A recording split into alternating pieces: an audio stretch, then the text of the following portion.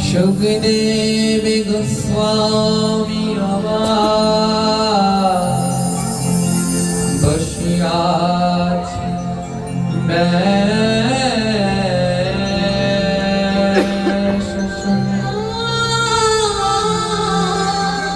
श्रोताशने बसियाछ कत জ্ঞানী গুলি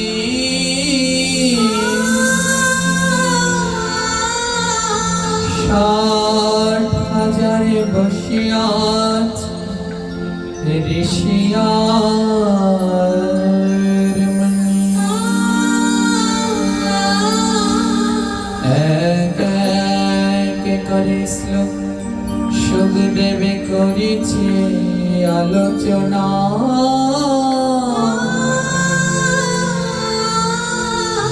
যাহা হইতে ঘুচে দিবে যতে কো যন্ত্রণা ভগবদ কথামৃত পরম মধু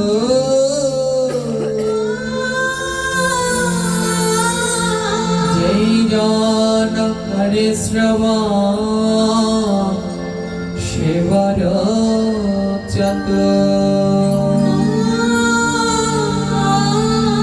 ভগবদ কথামৃত যার মরণে যান পুনরায় কারে নাহি মনুষ্য জন্ম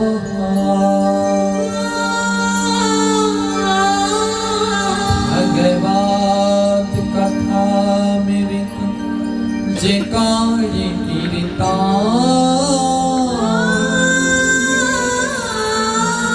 তাহার চরণে করি সহস্র প্রণাম कराग्रे वासते लक्ष्मी करमध्ये सरस्वती करमूले तु गोविन्दः प्रभाते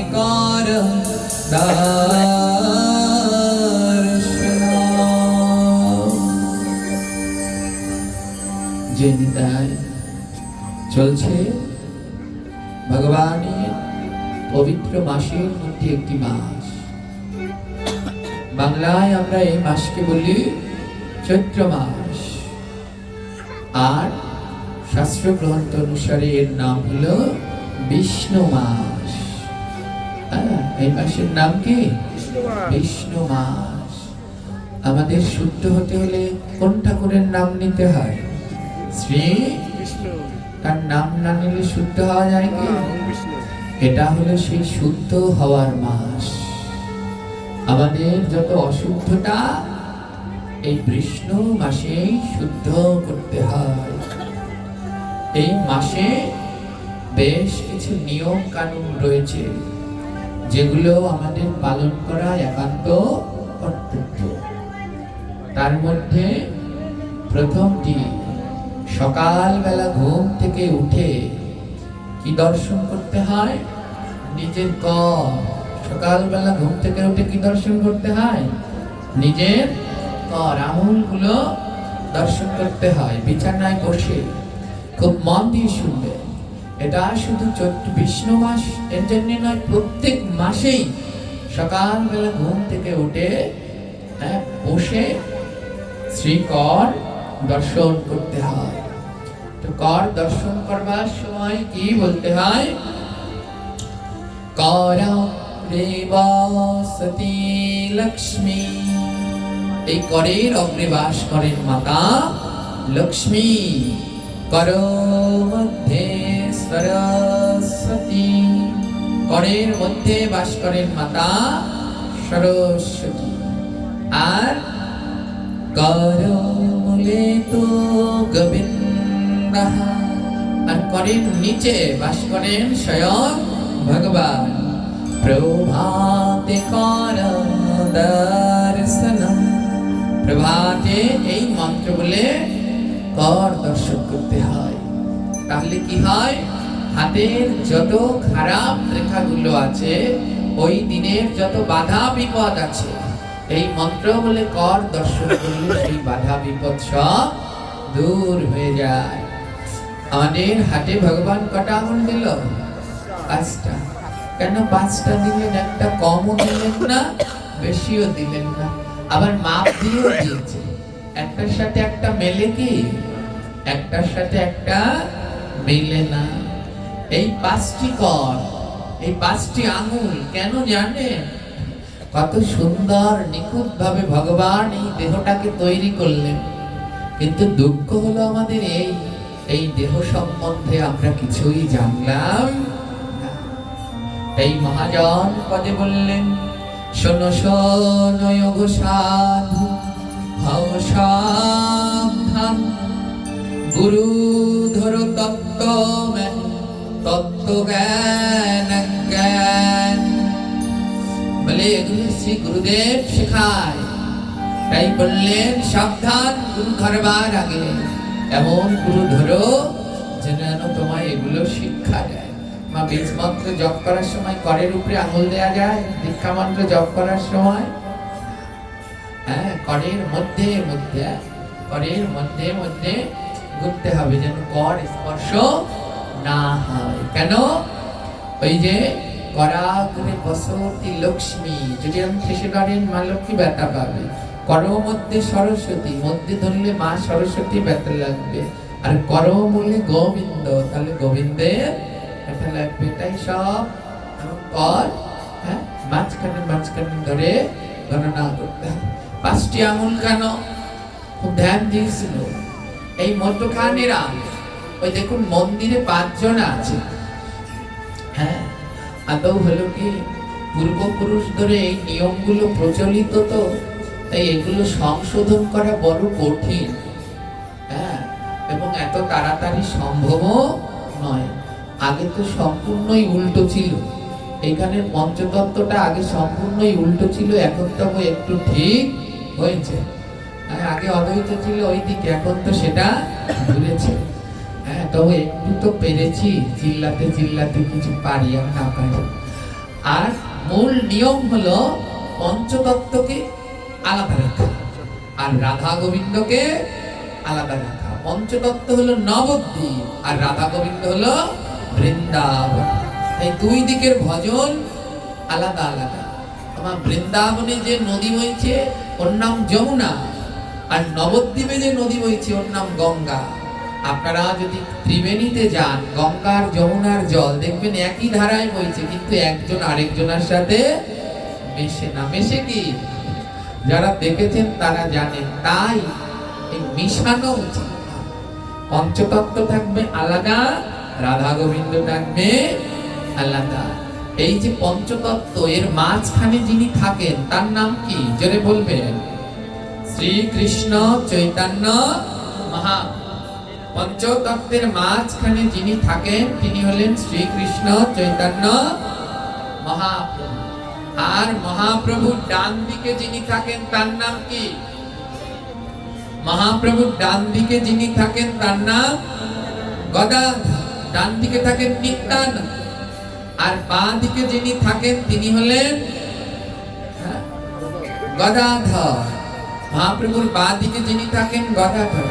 পঞ্চতত্ত্বের ছবি দাও না, ছবিটা ফুরিয়ে গেছে। তো মধ্যখানে রয়েছেন কে? চৈতন্য মহাপ্রভু। আর তার ডান দিকে রয়েছেন নিত্যানন্দ। এইটা তার ডান দিক, নিত্যানন্দ। আর বাঁ দিকে রয়েছেন গদাধর। যেহেতু চৈতন্য মহাপ্রভু, তার উপরে আর কেউ আছেন? এই 5টি আঙুল, আমাদের 5টি আঙুল, বৃদ্ধা, তর্জনী, মধ্যমা, অনামিকা আর কনিষ্ঠা। এই যে মধ্যের আঙুলটা বড় কেন? এটা হলেন স্বয়ং চৈতন্য মহাপ্রভু। হ্যাঁ, আর তার ডান দিকে রয়েছেন নিত্যানন্দ, বাঁ দিকে রয়েছেন গদাধর। আগে বাঁ দিকটা বুঝাই। বাঁ দিকে রয়েছেন গদাধরকে, যিনি রাধা রানী, তিনি কলিযুগে তারই অংশ হলেন গদাধর। রাধা রানীর দুই অংশ বিস্তার করলেন, এক অংশ মহাপ্রভুর সাথে, আরেক অংশ নিজে গদাধর হলেন। এক অংশ রাধা রানী মহাপ্রভুর গা আবৃত করে লাগলো, যেন মহাপ্রভুর গায়ে গড়াগড়ি দেওয়ার সময় ব্যথা না লাগে। আর এক অংশ হলেন আবার গদাধর, যেন মহাপ্রভুর সেবা সব সময় করতে পারে। মহাপ্রভুর চিরসাথী ছিলেন গদাধর, যেখানেই প্রভু যেতেন সেখানেই গদাধর যেতেন। তাই বামে প্রিয় গদাধর, দক্ষিণে নিতাই, মধ্য আসনে বসে চৈতন্য গোসাই। তার জন্য মহাপ্রভু সব থেকে লম্বা, তারপরে গদাধর মানে রাধা রানী, দেখুন মহাপ্রভুর থেকে একটুখানি ছোট, আর রাধা রানীর থেকে এই আঙুলটা একটুখানি আরো ছোট। ইনি হলেন নিত্যানন্দ মানে বলরাম। ইনি কে? বলরাম। আর নিত্যানন্দকে কি বলে? নিত্যানন্দ জগৎ গুরু, মোর বাঞ্ছা কল্পতরু।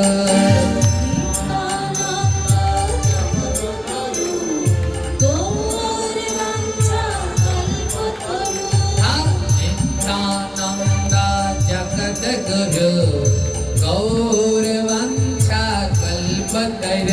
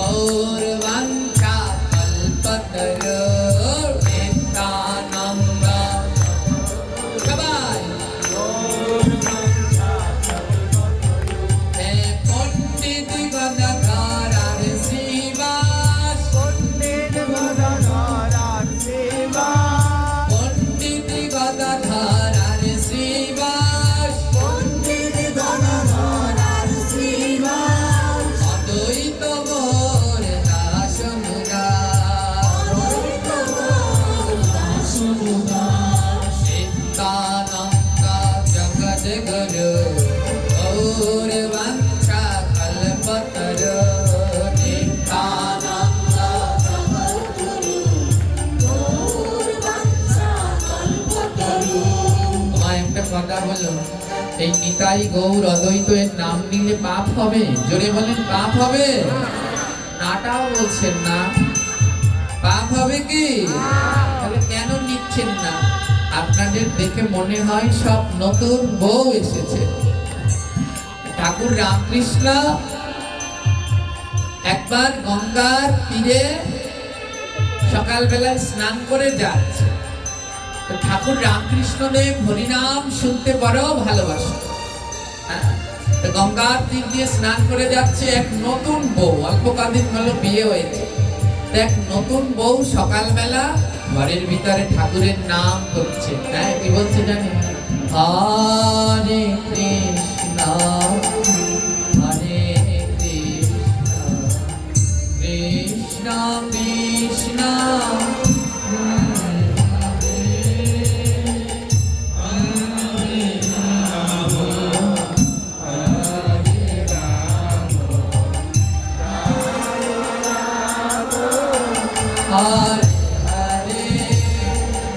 নতুন বউ গাইছে এইরকম, হরে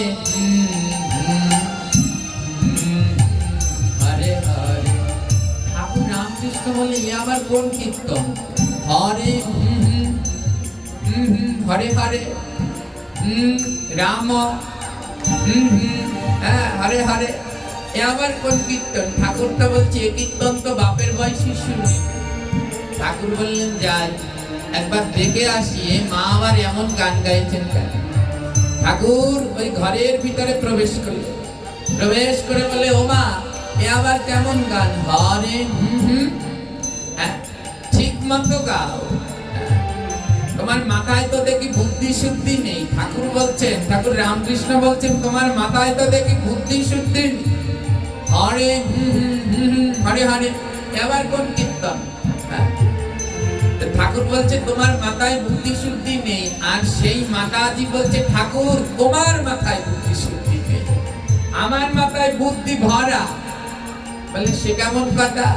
বলে তুমি জানো কৃষ্ণ হলো আমার স্বামীর নাম, রাম হলো আমার ভাসুরের নাম।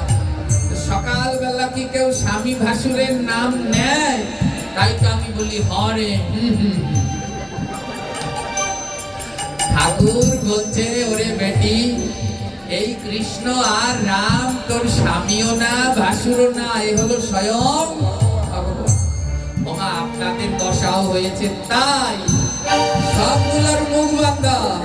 মনে হয় স্বামী ভাসুরের নাম বলছেন, নিতাই গৌর স্বামী ভাসুর নয়, জগৎগুরু বাঞ্ছাকল্পতরুর নাম। এই সবাই বদন খুলুন, কারো বদন বন্ধ রাখবেন।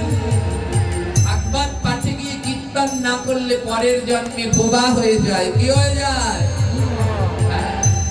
এই সবাই বদন খুলুন আর সবাই বলুন নিত্যানন্দ জগদ্গুরু গৌর বাঞ্ছাকল্পতরু।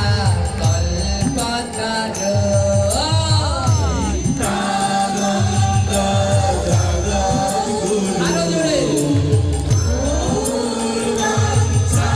পিছনের দিকে মায়েরা বলছে না। নিত্যানন্দ জগদ্গুরু গৌর বাঞ্ছাকল্পতরু।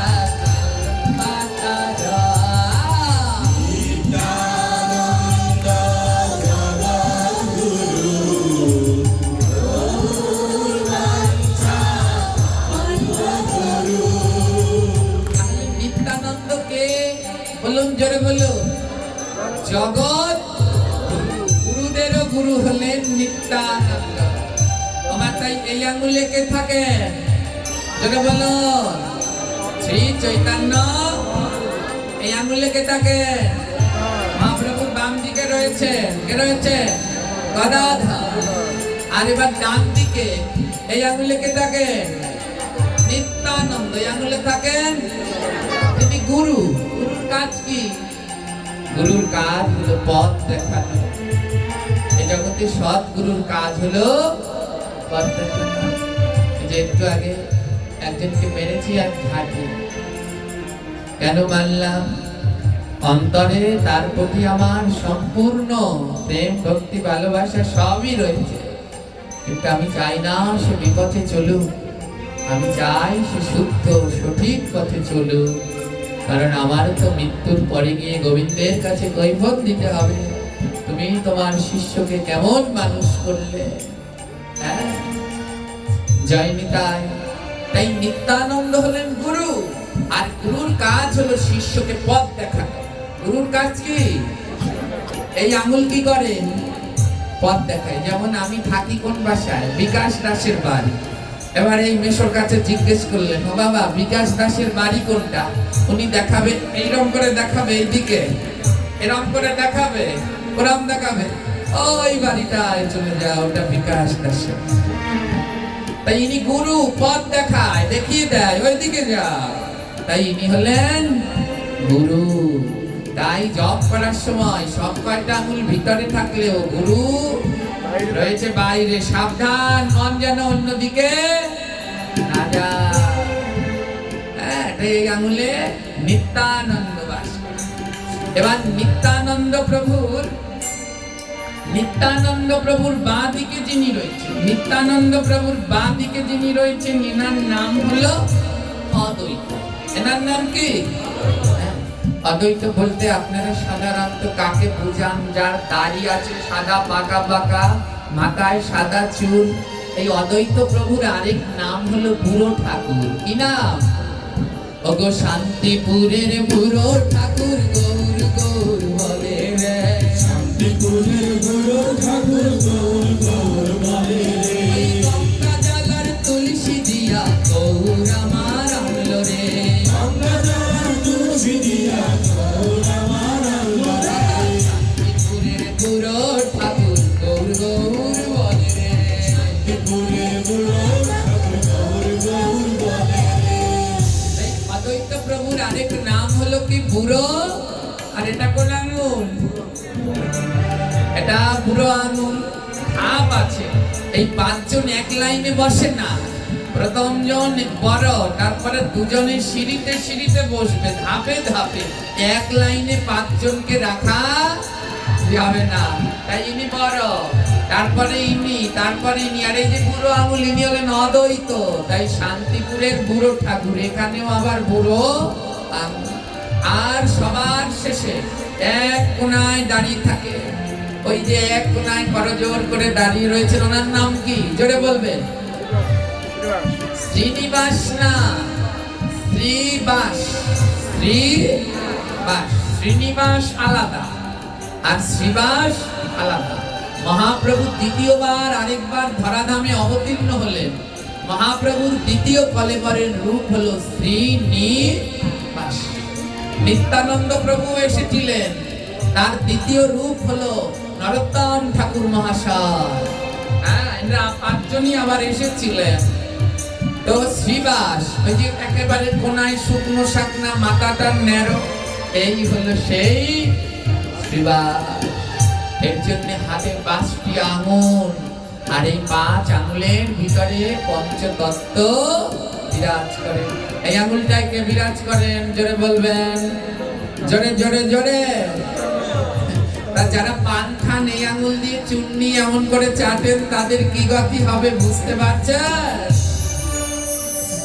যারা পান খান চুন্নি এই আঙুল এমনি এমনি জিহ্বা দিয়ে চাটেন না। আর ইনি নিত্যানন্দ, আর ইনি কে? জোরে বলো, আরো জোরে। আর যারা সিগারেট খান 2 আঙুলের মধ্যে নিয়ে গৌরাঙ্গ নিতাই, তাগো গতি কি হবে? এগুলো খাওয়া উচিত? জোরে বলো, উচিত। তাহলে কেন খাচ্ছ এসব? এগুলো খেলে যেমন স্বাস্থ্যটা ধ্বংস হয়ে যায়, তেমনি তোমার দেহটাও ধ্বংস হয়ে যায়। তাই নেশা জাতীয় বর্জ্য দ্রব্য বর্জন করতে হবে।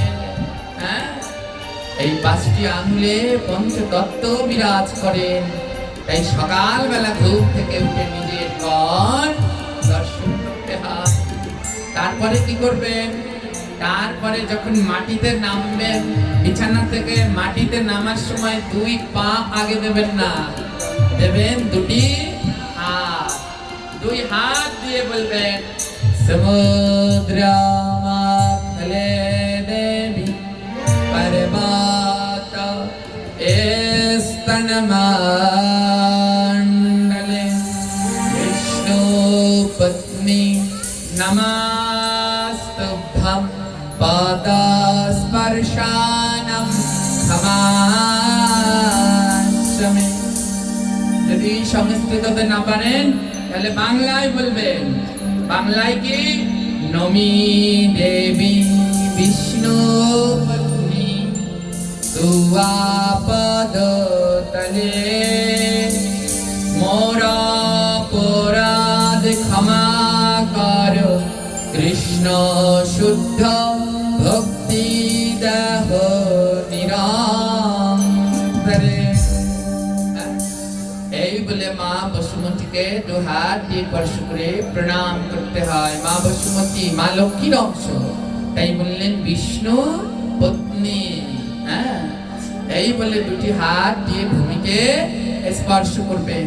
যারা এই বইটি নিয়েছেন, শ্রী নামামৃত সংকলন সিংহ, এই বইটি যারা নিয়েছেন, এই বইয়ের 9 পৃষ্ঠায় দেখবেন এগুলো সব রয়েছে।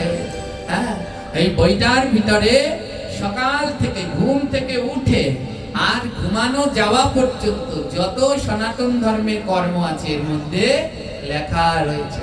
এমনকি জন্ম থেকে মৃত্যু পর্যন্ত যা যা করতে হয় এই গ্রন্থখানার মধ্যে আছে। এখানে অনেকজন এই গ্রন্থখানা সংরক্ষণ করেছেন, কিন্তু এই গ্রন্থ নিয়ে রেখে দিলে কোনো কাজ হবে না। এই গ্রন্থটা পড়তে হবে, আর পড়লে পরেই জানতে পারবেন। গ্রন্থ না পড়লে কোনোদিন জ্ঞান জাগ্রত হয় না। জয় নিতাই। এই চৈত্র সম্ভাবী ভাবে প্রাতঃ স্নান করা উচিত, প্রতিদিনই করা উচিত। আর এই চৈত্র মাসে তো অবশ্যম্ভাবী ভাবে করা উচিত। চৈত্র মাসে প্রাতঃ স্নান না করলে জীবনের জড়তা যায় না। তাই সকাল সকাল ঘুম থেকে উঠে প্রাতঃ স্নান করে নেবেন। এই চৈত্র মাস হলো মা অন্নপূর্ণার মাস, তাই এই মাসে অন্ন দান করলে, ভক্তদের মাঝে অন্ন দান, বৈষ্ণব সেবা করলে মহা মহা পুণ্য লাভ করা যায়। এই যে আপনাদের এখানে 15 দিন ধরে ভাগবত পাঠ হচ্ছে, প্রতিদিন অন্ন প্রসাদ দিচ্ছেন, নিজেরাও জানেন না এতে আপনাদের কোন সুকৃতি লাভ হচ্ছে। মহা মহা সুকৃতি লাভ করছে এবং সবার আরো এগিয়ে আসা উচিত এই ভাগবত পাঠে যুক্ত হওয়ার।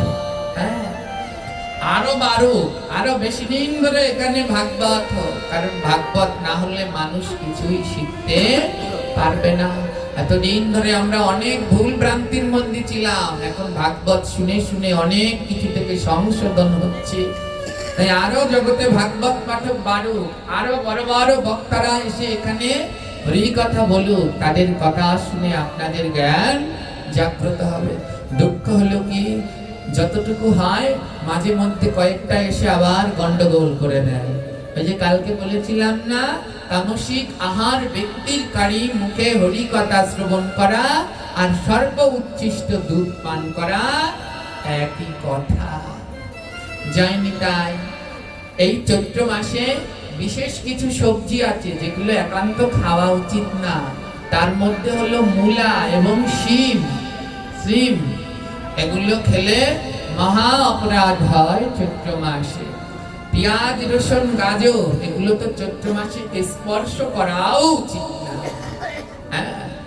আর সনাতন ধর্মের বাড়িতে বড় দুঃখ, কেন ঘরে গিয়ে বসবেন, যে খাটের উপরে বসবেন দেখবেন সেই খাটের নিচে কোনো রত্ন না পেলেও একডালা পেঁয়াজ আর রসুন ঠিক পাবে। কিন্তু এখানে যারা বয়স্ক মায়েরা বাবারা আছে, আপনারা যখন আমাদের বয়সী ছিলেন, হিন্দু বাড়িতে এমন পেঁয়াজ রসুন ছিল কি? জোরে বলবেন, ছিল? আজ এই সনাতনীরা পেঁয়াজ রসুন ছাড়া মুখ কুলিও করতে পারে না, সবটাই তাদের পেঁয়াজ রসুন। এগুলো অপরাধ, এই মাসে এগুলো খাবেন না, এই শরীরের জন্য ক্ষতিকর। এই মাসে তো আবহাওয়াটা পরিবর্তন হচ্ছে, ঋতু পরিবর্তন হচ্ছে, তাই এই মাসে ঠান্ডা জাতীয় নরম জাতীয় খাবার খাওয়া উত্তম। তিতা জাতীয়, তাহলে কি হয়, শরীর ঠান্ডা থাকে। এই মাসে করলা, সজনে ডাঁটা, নিম পাতা এগুলো সেবা করা অতীব উত্তম। মহাপ্রভুর খুব পছন্দের। নিম বেগুন, মা সচি রান্না করে দিতেন, নিম বেগুন, সজনে ডাঁটা, এগুলো প্রভুর খুব পছন্দ। যারা প্রসাদী এগুলো করে ভগবানকে ভোগ দেবেন, এগুলো সেবা করবেন। এই মাসে দই অতীব উত্তম, টক দই গ্রহণ করবেন। এই মাসে শ্রেষ্ঠ, প্রত্যেক মাসে একটা শ্রেষ্ঠ ফল থাকে। আর এই মাসের ফল কি জানেন? এই চৈত্র মাসের ফল কি বলতে পারেন? বৈশাখ মাসের ফল কি? বৈশাখে আম, জ্যৈষ্ঠে লিচু, জ্যৈষ্ঠের পরে কি মাস? আষাঢ়ে কাঁঠাল, আর চৈত্রের ইষ্ট ফল হলো বেল। চৈত্রের ইষ্ট ফল কি? এই মাসে সব থেকে বেল পাওয়া যায়, আর ভগবানের বেল তো খুব পছন্দ। বৃন্দাবনে দ্বাদশ বনের ভিতরে একটা বনই আছে যার নাম হলো বেল বন। এই ভগবানকে বেল নিবেদন করবেন। এই মাসে পেঁয়াজ, রসুন, গাজর এগুলো পরিত্যাগ করবেন যতটা সম্ভব। এই মাসে মাছ, মাংস এগুলো বর্জন করুন। এগুলো খেলে স্বাস্থ্যের জন্য ক্ষতিকর এবং শুট করবে না আবহাওয়ার সাথে। এর জন্য এই মাসে বিয়ে চুরো সব নিষেধ। চৈত্র মাসে কি বিয়ে চুরো সব? ভগবান জানতেন বিয়ে হলে তো তোমরা ওই সবই খাবা, আর ওগুলো খেলে তো পেটে গন্ডগোল হয়ে অসুস্থ হয়ে পড়বা। যায়নি তাই এই মাসে যতটা পারবেন সাত্বিক আহার করার চেষ্টা করবেন। আর যারা এই ভোজেশ্বর পাচক, এটা কি বলে, নিত্যানন্দ ধাম, এর আশেপাশে যারা বাস করছেন, তাদের তো একান্তই উচিত এই 15 দিন ধরে সাত্বিক আহার করা। কারণ 15 দিন ধরে আপনাদের এই জায়গায় শ্রীমদ্ ভাগবত পাঠ হচ্ছে। আর তারপরে কতদিন ধরে কীর্তন বাবা? 7 দিন ধরে মহানাম যজ্ঞ। আশেপাশে এমন আছে কিনা আমি জানি না, আমার দেখা সত্ত্বে এমন দেখিনি। 15 দিন ধরে ভাগবত আর 7 দিন ধরে নাম যজ্ঞ। আপনারা বড়ই ভাগ্যবান যে এমন ধামের পাশে বাস করছেন, কিন্তু সেই ভাগ্যকে রক্ষা করতে হবে যদি নিজে পালন করতে পারো।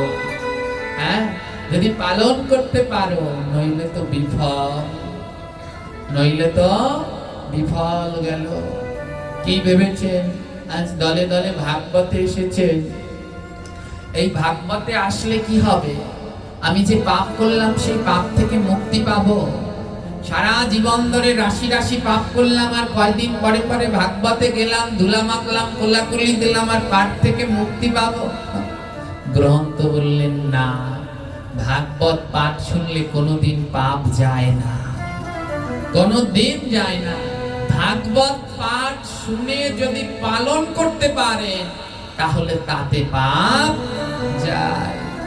ভাগবত পাঠ শ্রবণ করে সেটা যদি মানব জীবনে পালন করতে পারেন তাহলে সেটাতে পাপ যায়। আজ এই চৈত্র মাসের কটা দিন যদি সাত্বিক আহার করতে পারেন, হ্যাঁ, যদি শুনে পালন করেন না আমি কয়দিন সাত্বিক আহার করব, এটা আমার স্বাস্থ্যের জন্য, ঋতু পরিবর্তনের সময় স্বাস্থ্যের জন্যও ভালো। হালকা খাবার দাবার, সাত্বিক খাবার খেলে খুব স্বাস্থ্য ভালো থাকে এবং ধর্মের জন্যও ভালো। এটা শুনে যদি পালন করতে পারে তাহলে আপনি উদ্ধার। আর যদি একান দিয়ে শুনলেন, একান দিয়ে বের করে দিলেন, ভাগবতে কোনো কাজ হবে। আপনারা নৌকা বিলাস কীর্তন শুনেছেন? নৌকা বিলাস কীর্তন, ওইখানে ভগবান শ্রীকৃষ্ণ এক জায়গায় গাইছেন, সব সখীরে পার করিতে নেব আনায়ান, আর তোমার বেলা নেব সখী তোমার কাজের সখী গো, আমি প্রেমের ঘাটের মাঝি তোমার বেলা পয়সা নেব। সব সখীরে পার করিতে নেব আনায়ান, তোমার বেলা নেব সখী তোমার কাজের সখী গো, ও আমি তোমার বেলায় পয়সা নেব না। এখানে কি চাইলেন? সব সখীরে পার করিতে নেব আনা, তোমার বেলা নেব সখী তোমার কানের। তোমার গোবিন্দের কি স্বর্ণে ঠ্যাক লেগেছে? বলেন ঠ্যাক লেগেছে, তাহলে কানে শোনা চাইলেন কেন? কানে তো একটুখানি একটু স্বর্ণ করে, আর তার থেকে বেশি স্বর্ণ করে হাতে, তাহলে বলতে পারতেন নেব হাতের বালা, কিন্তু বললেন না। কি জ্বালা, বললো কানের সোনা।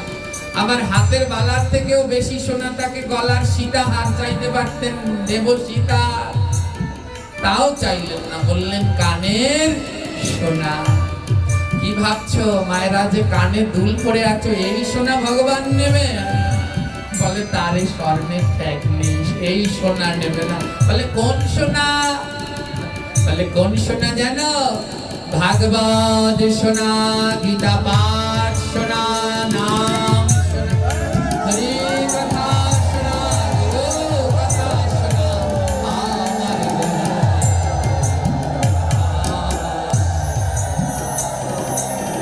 সোনা।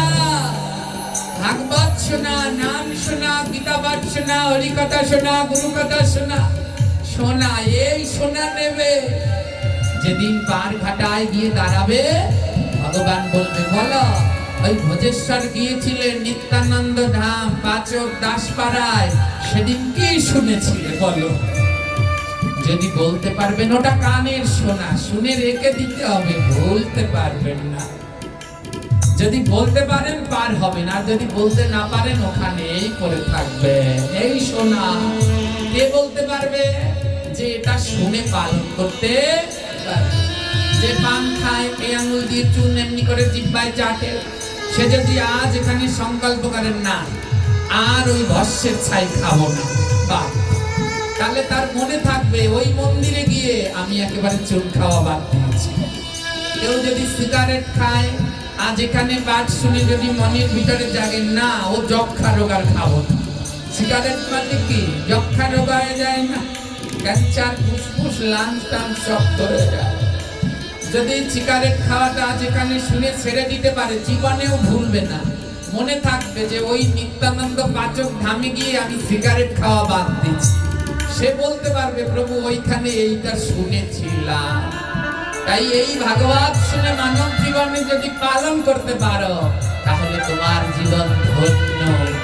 আর যদি পালন করতে না পারো তাহলে এই ভাগবত শুনে কোনো লাভ নাই।